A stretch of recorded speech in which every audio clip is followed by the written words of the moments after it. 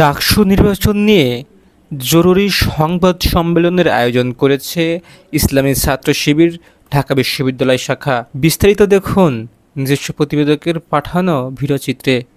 আমাদের ডাকসু নির্বাচন ঢাকা বিশ্ববিদ্যালয়ের শিক্ষার্থীদের সকলের কাঙ্ক্ষিত একটি মুহূর্ত ছিল, যে কারণে আমরা সকাল থেকেই দেখেছি ঢাকা বিশ্ববিদ্যালয়ের শিক্ষার্থীরা স্বতঃস্ফূর্ত রেসপন্সের মধ্য দিয়ে ডাকসু নির্বাচনে অংশগ্রহণ করেছে এবং সকাল থেকেই সারি সারি শিক্ষার্থীরা যার যার বুথে এসে নির্বাচনে অংশগ্রহণ করছিল।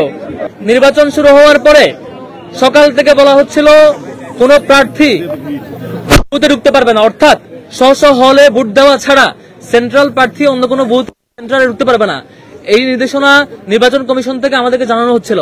আমরাও আমাদের দিক থেকে কোনো প্রার্থী আমরা দুপুর পর্যন্ত সে কারণে ঢুকতে পারিনি, আমাদের ঢুকতে দেওয়া হয় নাই। কিন্তু আমরা লক্ষ্য করেছি ছাত্র দলের প্যানেলের বিপি প্রার্থী আবিদ ভাই উনি প্রত্যেকটা বুথে ধরে ধরে প্রত্যেকটা সেন্টারে ধরে ধরে সকাল 8টা থেকে ঢুকে শুরু করেছে। বুথে সেখানকার কর্মকর্তা এবং ছাত্র দলের সামগ্রিক প্রচেষ্টায় আমরা দেখেছি পূর্ণাঙ্গ ব্যালটে হল এবং সেন্ট্রাল প্যানেলে পূর্ণাঙ্গ ব্যালটে ছাত্র দলের সকল প্রার্থীকে প্যানেলে সকল প্রার্থীকে ভোট দিয়ে সেই ভোটের পেপার ব্যালট বক্সে ঢুকানো হচ্ছিল।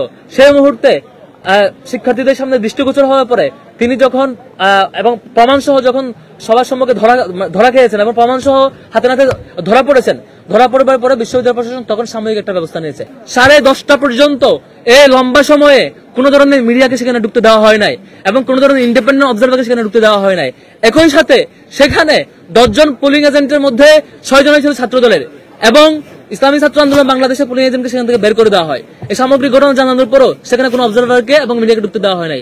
তারপর 10:30টার পরে যখন আমি যাই সেখানে অভিযোগ দেই, আধা ঘন্টার বেশি দাঁড় করে রাখা হয়, তারপর অবজারভারকে ঢুকে দেওয়া হয়। তাহলে যে সিস্টেম ছিল যে হচ্ছে নিজেরা হারার আশঙ্কা থাকলে যে হচ্ছে ভোট মানবো না, এটা একটা পরিবেশ তৈরি করা। বিকাল পর্যন্ত নানাভাবে চেষ্টা করছে নির্বাচনকে বানচাল করবার।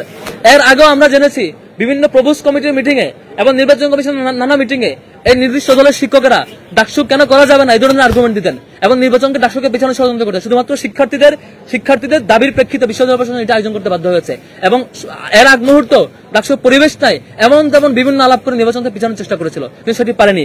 এখন এসে আরেকটি পরিবেশ তৈরি করছে। আমরা স্পষ্ট বলে রাখছি, যেখানে যে কেন্দ্রে যে কোনো ধরনের অনিয়মের অভিযোগ আসবে প্রত্যেকটা জিনিস সিসিটিভি ফুটেজ ওপেন করা হোক এবং প্রত্যেকটা ভিকটিমকে প্রত্যেকটা অপরাধীকে এখনই গ্রেপ্তার করা হোক এবং তাদের কোন এজেন্ডা তারা সার্ভ করছে সেই তথ্যগুলো বের করার চেষ্টা করা হোক।